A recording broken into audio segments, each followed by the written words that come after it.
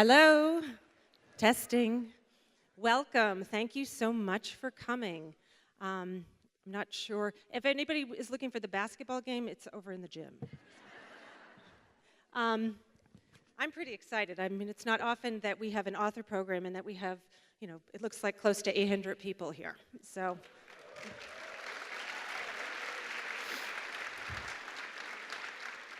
My name is Becky Herman. I'm the Chelmsford Library Director, and I'm very happy to be here today, especially because I could have not been here because my oldest daughter is due tomorrow. So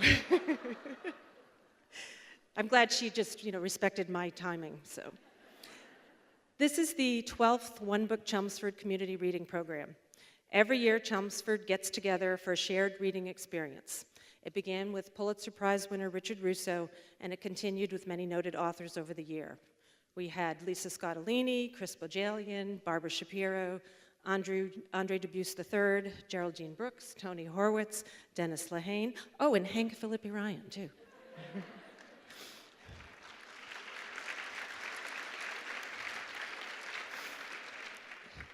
In addition to this author talk, we also offer a variety of other programs related to the book that we choose each year. In this case, The Nightingale by Kristen Hanna. During the month of February, we have a lot of programs that were inspired by the strong women depicted in The Nightingale. So we have Anna Ornstein, a Holocaust survivor who is speaking at the library this Sunday, a talk on women in science that is coming up, and an evening with Eleanor Roosevelt. In addition, we have book discussions, a travel talk, and some craft programs. Please take a look at that One Book Chelmsford bookmark that you got handed as you came in for more details. We could not have offered One Book Chelmsford for all these years without the help of so many people. So a big thank you goes to the Friends of the Library.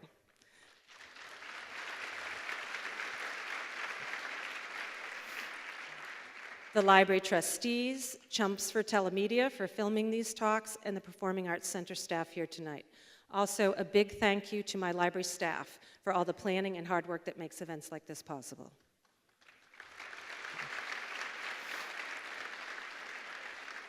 Before we move on to the main event, could you please all ensure that your cell phones are silenced and that you are aware of where all the exits are and the restrooms. I wanted to know if there is anyone in the audience that is hearing impaired. If you are, could you please raise your hand?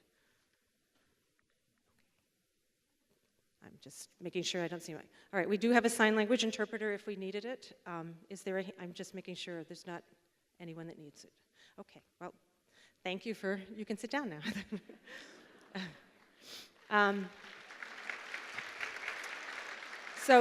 Tonight, we're fortunate to host a conversation between Kristen and Hank, followed by a book signing. Hank will try to include some of the questions that have been emailed in advance from audience members, but I'm sure she will naturally address all of the common questions that you might have posed. After the conversation, we'll move on to the signing, so just give us a minute to set up. A special thanks go to the Andover Bookstore for being here tonight to sell Kristen's new book. They also have some of Hank's there, too. And thank you to St. Martin's Press for all of the help that they gave us setting up this event. So as I said, our interviewer tonight is Hank Philippi Ryan.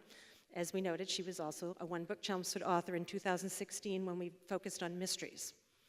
She is an on-air investigative reporter for Boston's WHDH-TV.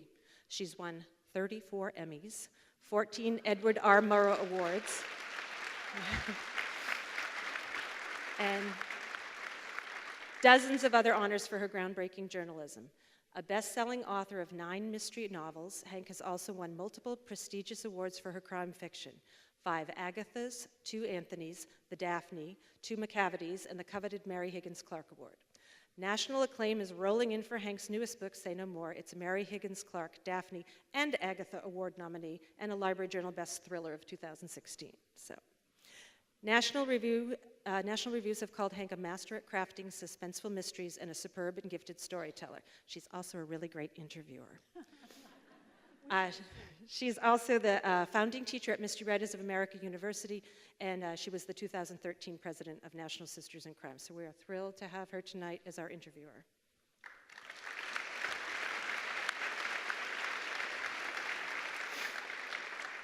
Kristen Hanna. She is the award-winning and best-selling author of more than 20 novels, including the international blockbusters The Nightingale, Firefly Lane, and the #1 New York Times best-selling novels Winter Garden, Night Road, and Fly Away. So, her no-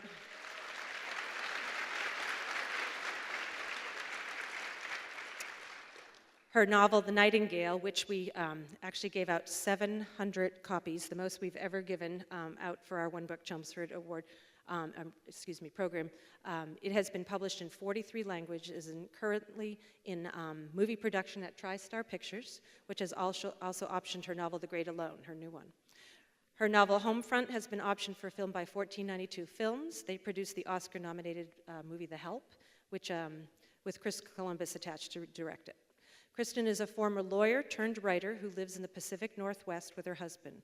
Her novel, Firefly Lane, a runaway bestseller in 2009, became a touchstone novel that brought women together, and The Nightingale in 2015 was voted a Best Book of the Year by Amazon, BuzzFeed, iTunes, Library Journal, Paste, The Wall Street Journal, and The Week.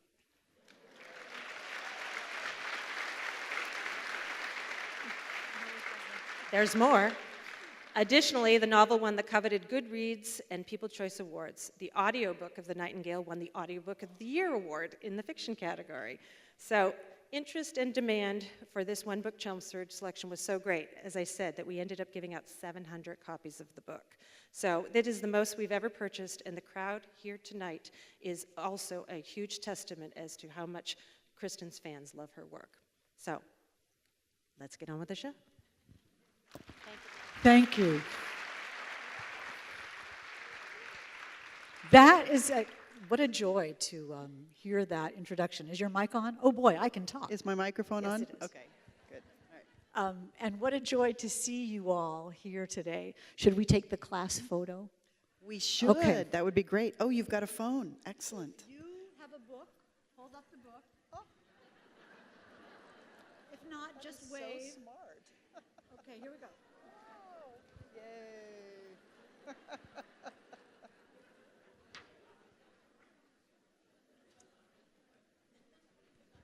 I'm just going to travel with her from now on. I'm just saying.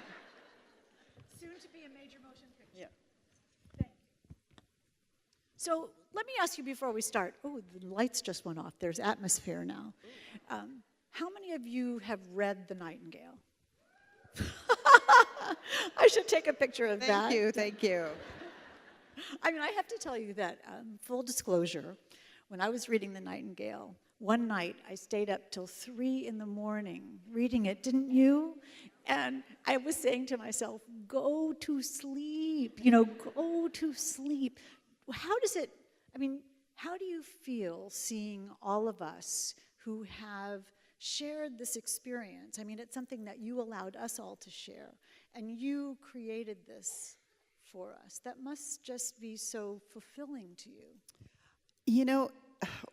So I've written, 20-some books before this, so I've been doing this a long time.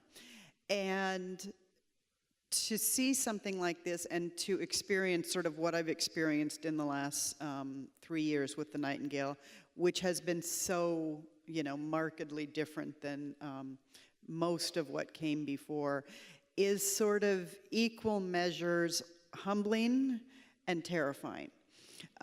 Because I'm humbled and I'm grateful and I'm thrilled that people loved this book the way they do, and I am then terrified, to write another book and keep writing another book. And I really sort of thought I should retire, like now, and start, doing something else. But the bottom line is, I'm a writer and I write.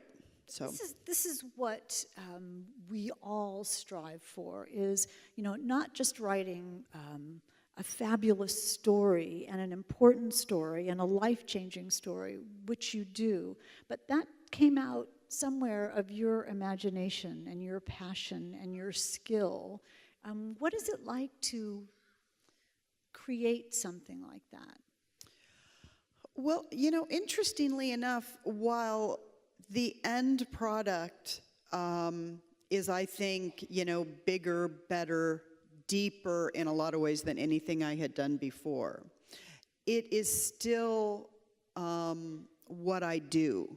And I don't really, I'm not one of those people who thinks about the end product. I don't think about the reader.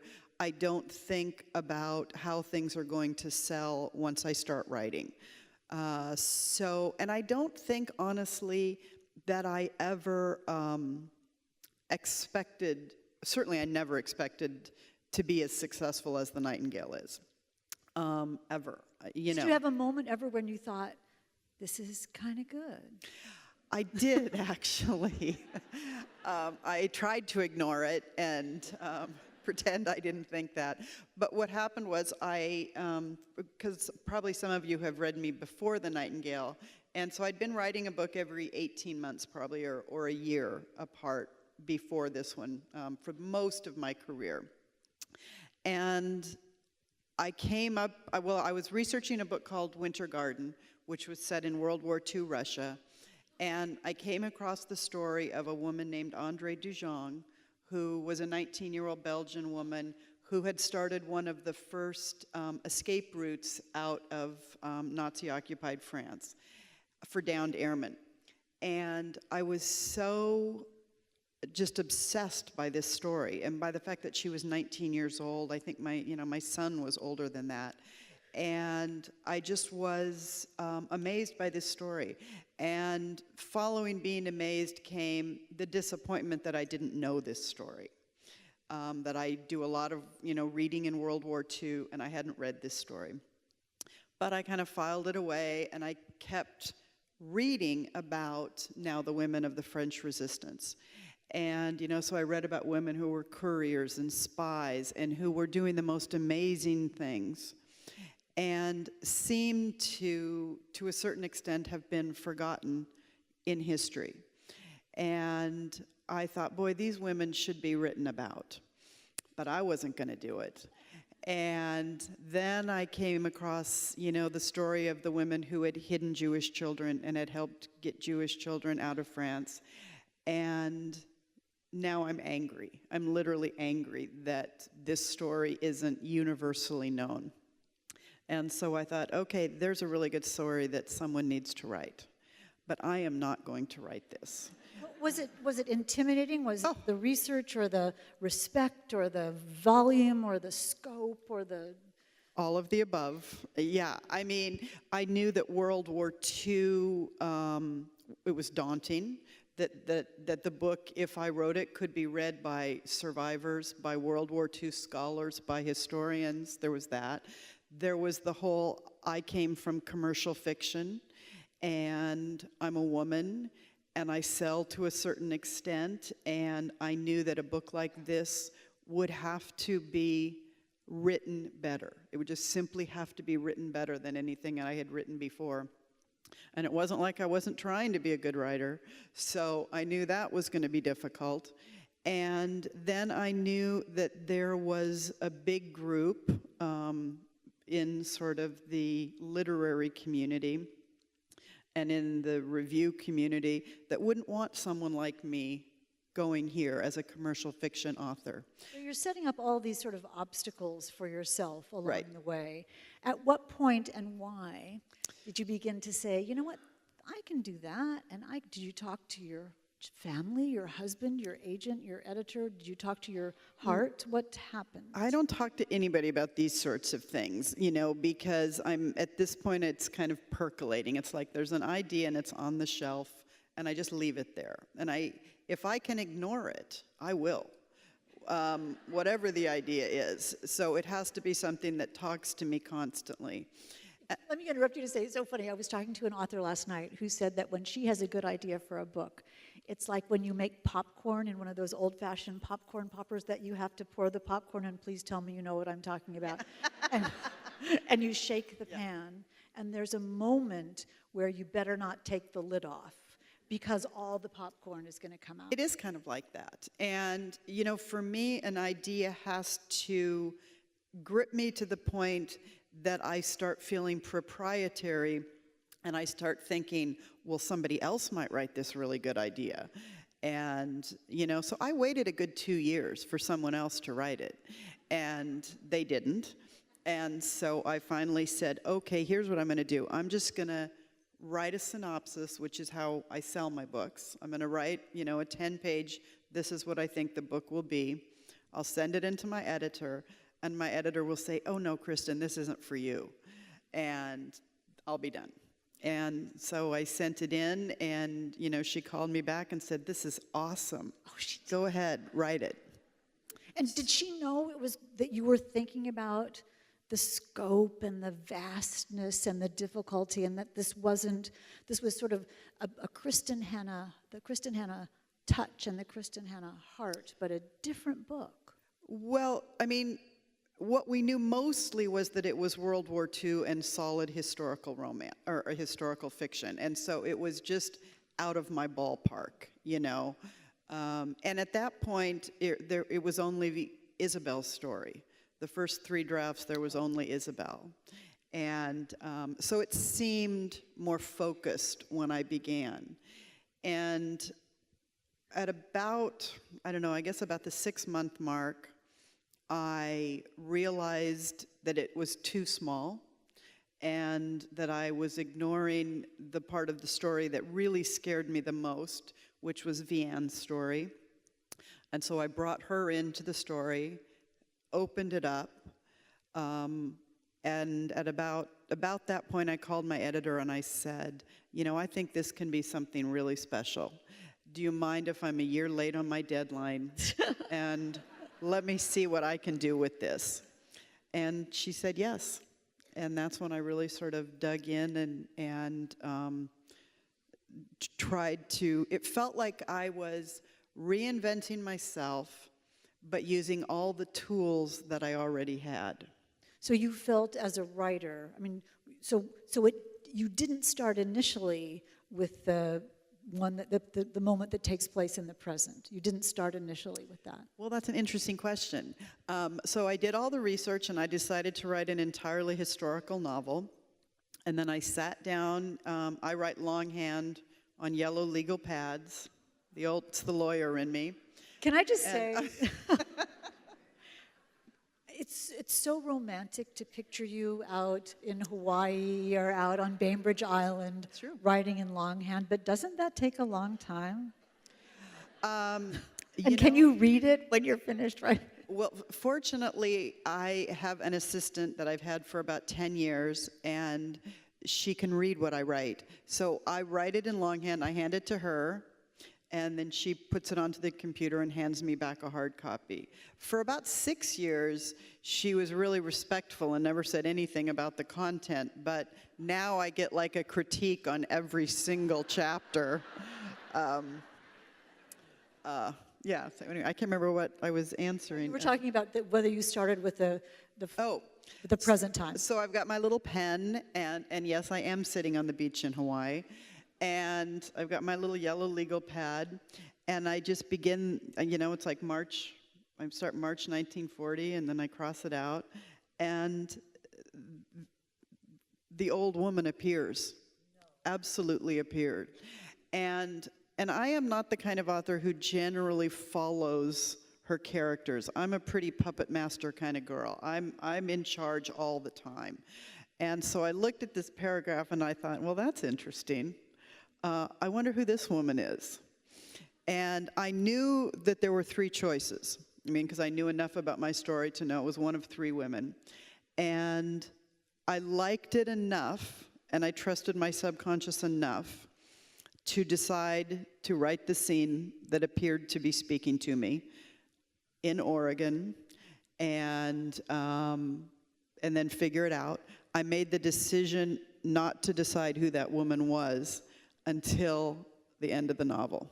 So just so you know this, it's pretty clear early on that it's one of a couple of people. Right. And I really wondered as I was reading it whether you knew. Did you wish you knew? Did you try to know? Did you change your mind along the way? Did you all figure out who it was?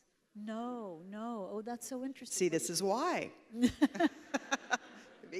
And that's true. I felt like I would have given it away. I would have, So what I did was I wrote the entire book with conflicting accounts so that it could be both of them. And then, you know, when it came to the end, I thought, okay, this is the moment you have to pick. And you know, it was perhaps as surprising to me as it was to everybody else. And did you cry? Did I cry? Did you? Oh, yes, they're saying. You know, it's interesting. Like I said, first of all, I write a lot of emotional books. It's sort of what I'm known for. So I get asked this question all the time, do you cry? People picture me as, you know, Kathleen Turner at the end of Romancing the Stone with the cat right there. And the truth is that I don't generally. Because like I said, I'm the puppet master, I'm standing back, I'm judging every sentence at the time I'm writing it. But there was a moment in this book that, yes, I did cry. And when I was actually writing it, which is a first ever, and then I do tend to cry sometimes when I get the arcs, or, you know, the page proofs, when it's done and it's a book. And at that point, I read the end, and I thought, no one is going to want to read this book. It is so sad. So. I mean, I'll confess to you that I try not to read books that are sad, because I don't want to be sad. And so when I was asked to do this interview, I thought, now I have to read The Nightingale, and that's going to be sad. But it's my job to read this. And so I was sort of steeling myself from sobbing through the whole thing. And I didn't sob through the whole thing, but I was so moved by it and so entranced by the characters and so taken back to that time. I mean, it's so respectful. You've written it so respectfully and so knowledgeably, and so it's so highly researched that it makes you feel for the time as much as we can feel. I mean, my dad was in the Battle of the Bulge, really? You know, and taken prisoner. So I try to think, how would that be? How would it have, what would I have done? What choices would I have made? And that's what your book is so much about, is what choice would we have made? What would we have done? And that's what sort of got me in the book. I thought, would I have done that, given him that, gone that far, taken that risk, been courageous? Would I, you know, talk a little bit about that, about how this is all about everyone's choices. Well, that sort of touches on 2 points. First was this idea, like we were talking about before, when you decide to write World War II, one of the things you have to hit head on is the fact that there's just so much out there about World War II. And I felt really strongly that I needed to bring something new to the table. I needed to write a book that wasn't like every other World War II book that was out there. And my strength as a writer is absolutely sort of a depth of characterization and an emotion. And so that was really what I was trying to do, was I was trying to, as much as physically possible, make this about ordinary women so that we could actually relate, so that we could feel what it was like in that instance to go through that and then be faced with these choices. And it was really important for me to sort of make these choices for myself, to know when I would have done this, when I would have risked my son's life for a stranger. That was the question that drove the whole novel. And how do you grapple with that? Do you, I mean, when you think about, you have this vast scope of World War II, you know, from beginning to end in the book. Mm-hmm. And then the smallest, so the macroest of events, and then the microest of events, these two women's lives, and how, you know, one who sort of learns to be brave, and the other one sort of learns to be, what, careful? Afraid, yeah. Afraid, right? And they grow in the books, and they surprise themselves, and they surprise us. How do you do that? How do you choose and create? I mean, you were talking about your characterizations. The characterizations are so alive, and you understand their thought processes. Well, the key to creating characters in general is their backstory, who they are as people. And I really believe that if I hadn't been a writer, I would have been, a psychiatrist or a psychologist. My son would say it's because I like to tell people what to do, but that's not really true. The truth is that I am just fascinated by the underpinnings of human behavior. And so the way I had to work this book, which was kind of interesting, process-wise, was I had to write an entire draft of the book that was historical only and was almost completely separate from the characters. The characters walked in and out. So just a series of events in the world? So that I had the entire spine of the novel with what was actually happening in the world. And so that everything went and happened at the time it was supposed to happen, and I knew what the major movements of, the book would be. And then I had to go back and create the characters. And of course, when I did that, it changed it somewhat, but at least I had the armature. And for those of you who are interested, I was watching Breaking Bad at the time, and I was just really impacted by, Game of Thrones and Breaking Bad. I think I was watching Prison Break also. And I was watching these authors who were not afraid to continually put their characters in just intense situations. And normally I don't do that, or I hadn't.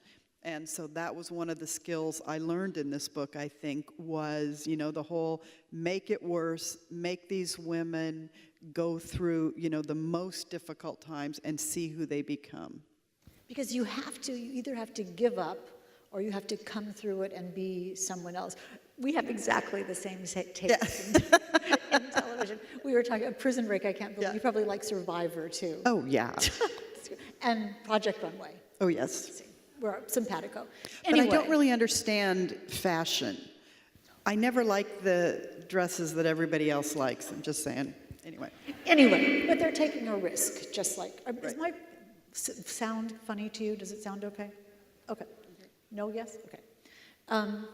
So you take this big World War II and weave these women's stories through it, but you're saying you didn't know how it would come out in the end. I knew how it would end. I don't begin unless I know the end. Really? Yeah. I might not have known who the narrator was, but that was a choice.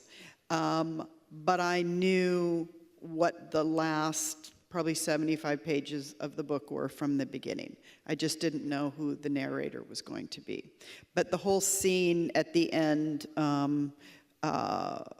with, what's the word, when they gave out the medal and, all of that was always the end of the book from the very beginning. And it's wonderful to have that to go toward a goal for you as a writer. It helps me. Where you're going. Yeah.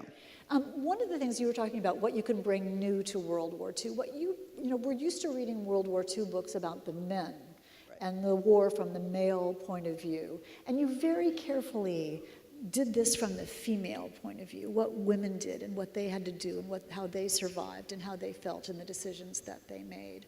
That's a very Kristin Hannah thing to do. What did it feel like to do that, and how did that work? I think part of it is a function of my age. It's a function of the time that we live in. And I think I've gotten to a point where I'm fascinated by women's history and women's lives. I've spent a lot of time studying and writing about ordinary women in more ordinary circumstances as they come of age and learn how to find themselves and find their passion and all of that. And now I'm really interested in the idea of bringing women's stories to the forefront and reminding all of us, how strong and resilient and durable women are and how much our stories need to be told. So, thank you. And it must be so rewarding for you to hear that heartfelt response, because that's how people are reacting to. It really is. And, you know, I mean, this is something I've sort of learned, you know, when I was writing The Nightingale, I didn't know if, you know, if people were going to follow, if people were interested in all this. And so I guess to see the way it's touched people's lives, I had a French woman come up to one of my signings. You know, she came in a walker, and she bought something like 15 books, and she was a hidden child who had, you know, gotten out of France, and she was buying this book for all of her family because her granddaughters had been asking her what it was like, and now she was handing out the book. And it was just an amazing moment. I mean, those kinds of moments are throughout your book, the relationships that women have with as sisters, husband and wife, father and daughter, all those kinds of relationships. And that's what sort of drives history, is how people deal with each other. And it's so amazing to see you create history on that small level. Is that what you were going to? And it's interesting, you know, from the author's perspective, because I think one of the things about World War II fiction in general is that it's so big, it's so vast, there's so much going on, that it is almost easy as an author to let your characters slide, because the stakes are so big, what's happening is so interesting, readers know what the characters need to do to survive. And so I kept telling myself over and over and over, okay, this is a novel about two sisters, don't forget that. And, you know, I have a sister, and we get along great, I love my sister, but it could be war, and we would be fighting over a hairbrush, I guarantee you. And I just wanted the relationships to still be that real, even in the midst of the horror that was going on. And that's how they saw it too. I mean, how much Vianne kept thinking, I told her never to come back. You know, that's what haunted her. But then the other part is so real too. The research is so marvelous, like how the coffee got worse and worse and worse and worse and worse as the war went on. Those little telling details that you put so beautifully through the books. Your research, I mean, reading the bibliography was a joy in itself. Did you just immerse yourself in it? Talk a little bit about that. It was the only time really I've ever written a book where I literally, for every scene, I would have 32 research books open around me, and I would have to go to research, you know, what's in bloom, what is this, everything was so foreign to me that, yeah, that took a lot of work. Is that fun when the picture of it began to form itself in your head, and you're describing the dust on the streets, or how it felt when the trap door came up, or what the trees looked like? I mean, my goodness, the fabric on the tree for each person. That was so touching? So sad, yeah. Yeah, I mean, the book was truly a joy to write. It really was. I loved the characters. You know, it took me a while to find my way, to know what I had to say exactly. But yeah, it was great, and it definitely changed me in terms of writing, and you know, so. But of course, at some point, like I said earlier, you have to follow this book. You have to write something else, and it was so daunting. You know, about a year before The Nightingale came out, I started thinking, I think this book might work. You know, we were starting hearing from booksellers and stuff, and I was starting to think, okay, this might do pretty well. And I started thinking, I need to write a book that can't be compared to The Nightingale. And I started to kind of do a little freak out. And so I decided to write a thriller. Because I love thrillers. I love thrillers. I read them constantly. And I thought, I can write a thriller. I love them. I'm going to do this. So I did. I sat down to write a thriller. It was modern day, set in Alaska, with an unreliable narrator. This was pre-Girl in a Train. And yeah, you know where this is going, don't you? So I worked on it for about 18 months. By then, Girl in a Train had come out, and a lot of other girls on other vehicles had come out. And I looked at my book and I said, it's not good enough. There is just in no world that I exist in is this book good enough for me to ask people to spend their hard-earned money on, and to be the book that follows the Nightingale. So it's interesting because the book has changed your life so much, and it has changed all of our lives. When I was on vacation, well, let me put it this way: I was walking through the snow a couple of days ago, and I was griping and complaining and thinking I was too cold and my feet were cold and this wasn't fair and the whole thing was horrible.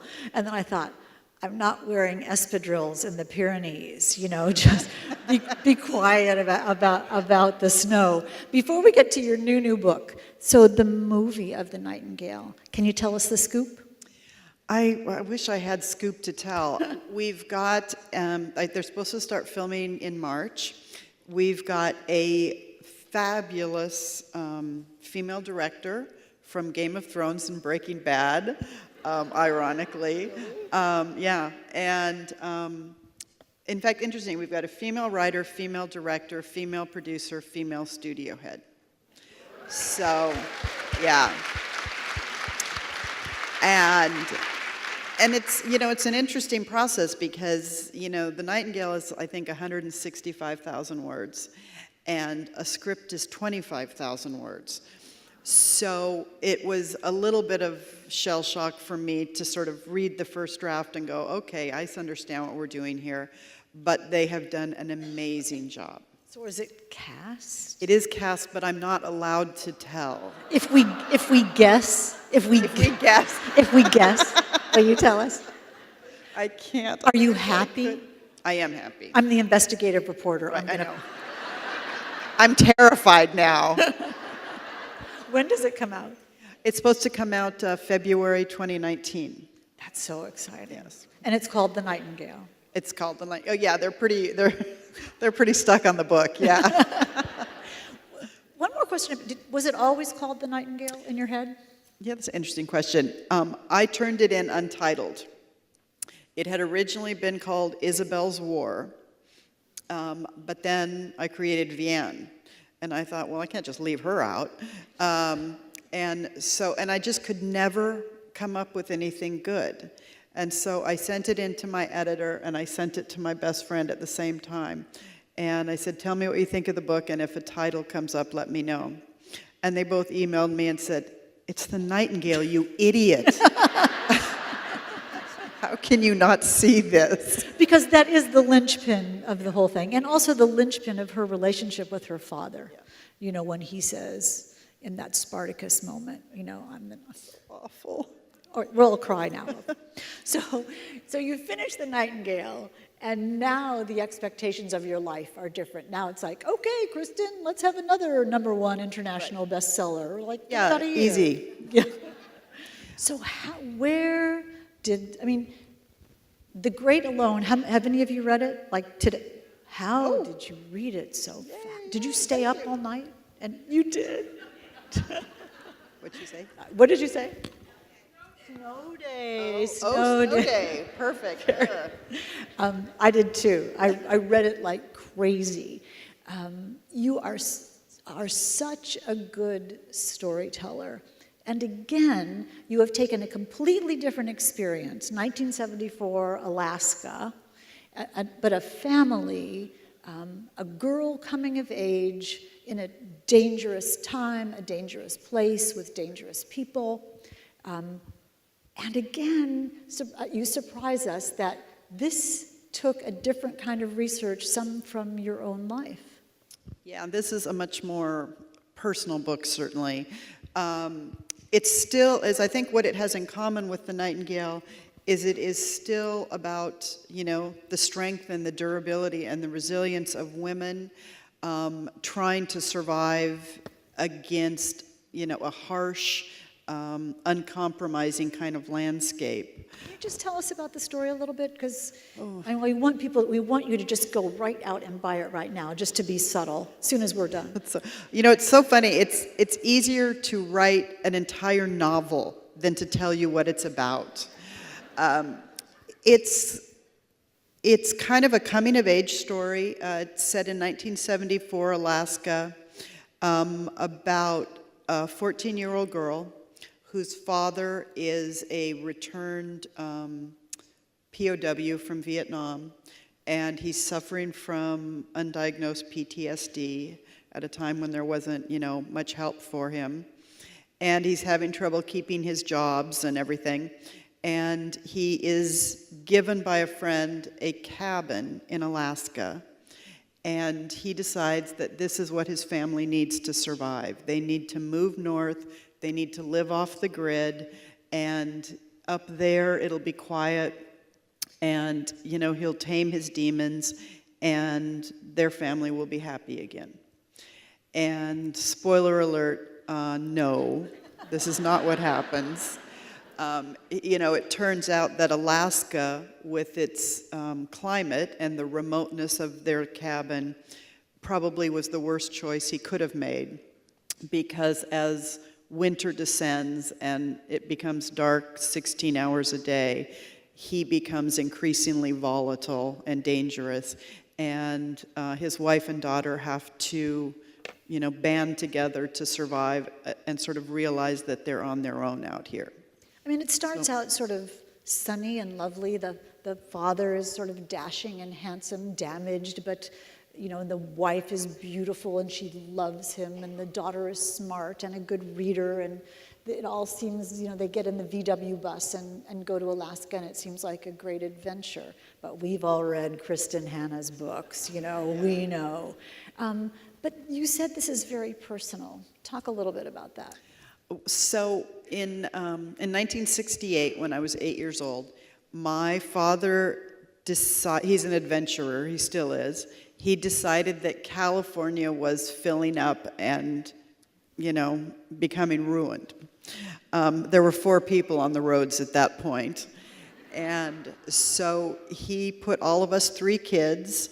I got to bring a friend, my brother got to bring a friend, so 5 kids and the family dog in a Volkswagen bus with the flower decals on the side, and we headed north. And we were all supposed to raise our hands when we found home.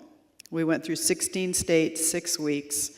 We ended up choosing the Pacific Northwest because these trees were gorgeous. 10 years... California? California, Southern California. 10 years later, the Pacific Northwest started filling up. And so he and my mom went north again, and they went to Alaska. And, they spent a summer living in their van, taking showers at the laundromat, and they met a homesteading family. In Alaska, you could still homestead until the mid-'70s. So you could go out, pick a piece of land, start building on it, and it could be yours. And so he met one of these families, and they ended up joining forces to build what is our family business, which are adventure lodges, and there's one in Alaska. What's an adventure lodge, like going kayaking and... They sport fishing, kayaking, no hunting, nothing like that. And then he has a second area that's called a bear viewing camp, where you go look at the grizzlies, and it's just very cool. 3 generations of my family have worked there. We're friends with a lot of homesteaders. And so I really wanted to bring my love of Alaska. And the state is stunningly beautiful in the summer. So. I mean, your descriptions in The Nightingale, your setting, the way you write setting is so gorgeous, the way you just paint the picture in 3 sentences and you completely get where you are. And you did that so beautifully in Alaska, too. I've never been there, but now I feel as if I know what it's like, and I know that I don't want to be there in the winter. Is it still dear to your heart, Alaska? Can you possibly describe? Talk a little bit about how that changed you being there. I just, it was interesting as I was writing, and like I said, I set the book in 1974, and so it has kind of a historical feel. I love the Millennials tells me it's a historical novel. It doesn't quite feel that way to me. But it's got that, kind of a feel to it and, a different time. And yet, for those of us who were alive, the 70s were a very turbulent time. There was a lot of social unrest, a lot of political unrest. It felt that there were parallels to today's world, and it made me think it was relevant. And it allowed me to sort of explore the very special, quirky, interesting people I know in Alaska who are sort of, rugged individualists, and, yet they band together and help each other. And where do you come up with, there's Large Marge and Mad Earl, these are just They all have neighbors. names like that. They really, a lot of them do, yeah. I called to speak to somebody at a bookstore, and they said, "Oh, you mean the Bone Man?" I was like, "Who's the Bone Man?" He goes, "Oh, that's his hobby. He puts bones together." So, it's a very different place like that. And people come from all kinds of backgrounds. And so I just really, I guess, wanted to show this, especially the women of Alaska. I have a lot of girlfriends who live up there. And, we'll go hang out and drink wine on their back deck or whatever, and they'll be talking about their week. And, it's, "Oh, I drove Jimmy to school, dropped him off, grabbed my rifle, went on a moose hunt, killed the moose, dressed it, threw it back, and I made carpool." It's like Just like what we do. just a couple of ordinary girls hanging around. And I just found that fascinating. It's a different breed of people that live there. You say in your book that people are either running to something or away from something when you go to Alaska. And that's so prevalent in your book, too. Everyone I has think a that's reason. true. Because if you're going to live off the grid, you're talking about living in a place, there's no police, there's no 911. A lot of the times you can't get in or out at all, during the summer especially, unless by river or by air. It takes a special individual to survive in those kinds of environments. And I do think, they say people are either running to that life or they're running away from a life anywhere else. And some people survive and some people just don't or can't. Well, I think if you make it through your first Alaskan winter, you have a pretty good chance that you'll never leave. But I suspect 90% of the people who go up there don't make it through their first winter. I just loved this book. I loved it. I felt so close to Lenny and felt so sad for her and how she grew and how she learned to love and how her relationship with her mom and her father, and the ending just slayed me completely. I'm haunted by it. And I'm asking for a friend here. Your books are so, and this is a huge compliment, accessible. They're just terrific stories, unputdownable stories. Have you always been a storyteller? No, thank you. No, I wasn't one of those people who ever wanted to be a writer, ever. I was a lawyer. And actually, it's a long story, but the condensed version is that when I was in my third year of law school, my mom was dying of breast cancer. And we were talking one day, and I was complaining about my classes. And she said, "Don't worry, honey, you're going to be a writer anyway." And I thought, wow, check her morphine drip. And my dad's in the corner going, "Oh my God, we just got her into law school. Are you kidding?" And, but, we started talking, and she said, "We should write a book together." And so being mother and daughter, we immediately started arguing about what kind of book. I wanted to write horror, and she wanted to write historical romance. And so we kind of battled it around for a while, and finally she said, "Look, I'm sick, I win, we're writing historical romance." And Moms are like that. That's right. And I said, okay, this is what we'll do. And so I started going to the library after classes, and I would just Xerox information, anything I could come up with. We picked 18th century Scotland.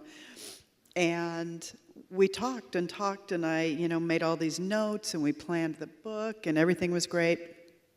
Then, of course, she passed away, and I put everything in a box and just put it in the closet. I did not want to be a writer. I had no interest in it. And, finished law school, passed the bar, started practicing.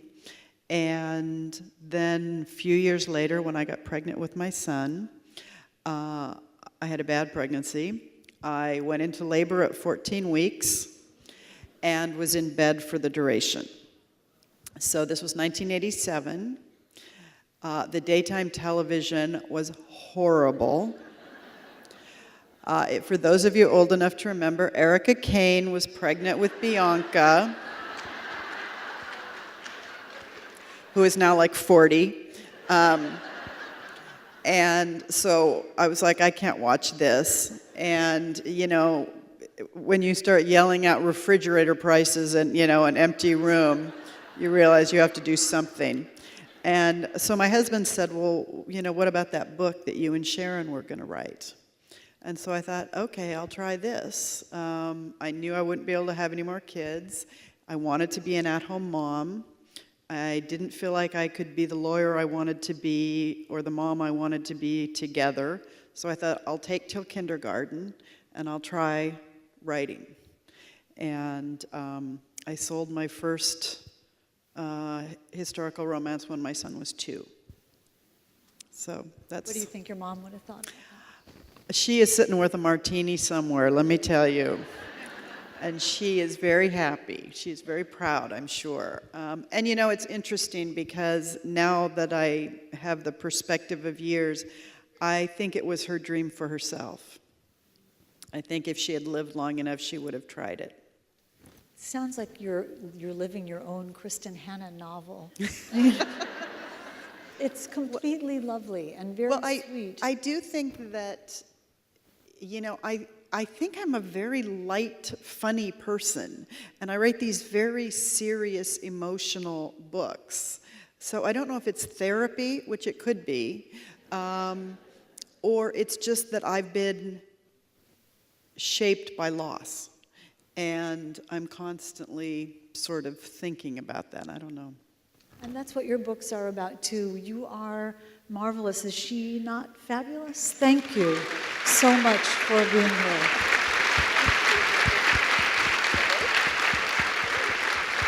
Thank you so much. Should we just ask her what she's working on next? Want to know? We're going to ask her what she's working on next. Yeah. What are you working on next?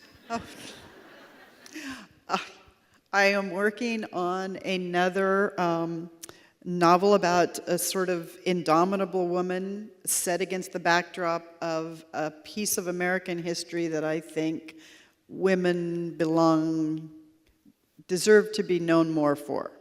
Will you come back and tell us about it when the time I will. comes? Great. I will. Thank you. Thank you.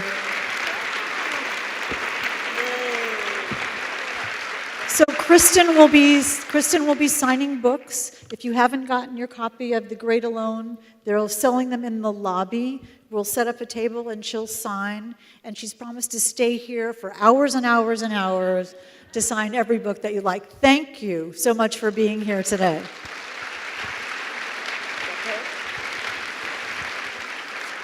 And I just wanted to say, wasn't that amazing? Wasn't that wonderful? Thank you so much for coming. We'll just be patient as we set up, okay? Thank you.